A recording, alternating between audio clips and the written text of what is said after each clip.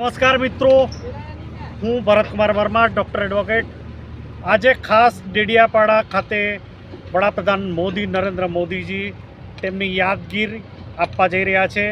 તેઓ નરેન્દ્ર મોદી ડેડિયાપાડાને ખૂબ વહાલ કરતા હતા. તે તે વખતે મુખ્યમંત્રી હતા ત્યારે 3 દિવસ સુધી કન્યાકર્મણી રથની એમણે શરૂઆત કરીને ઘરે ઘરે જઈને બાળકોને અને કન્યાઓની એ માંગી હતી કે મને તમારી દીકરીઓ આપો, હું ભણાવીશ.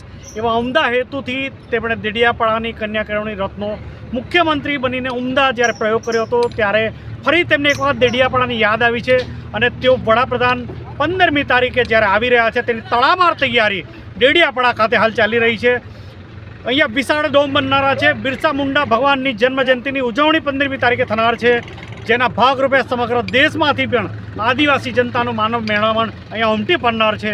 તો એવા ભવ્ય પ્રસંગની અત્યારે અમે પણ સાક્ષી બન્યા છે. આજે 7 તારીખના રોજ 7 દિવસ આગળ વડાપ્રધાન મોદી આવવાના છે, તેની તૈયારી પૂરજોશમાં ચાલી રહી છે. ડેડિયાપાડા પણ તેમને આવકારવા માટે થનગની રહ્યું છે અને ડેડિયાપાડા એમને ખૂબ વહાલ કરે છે તેવી એમને ખાસ પ્રતીત થનાર છે. હું મારા સાથી મિત્ર સાથે ભરત વર્મા,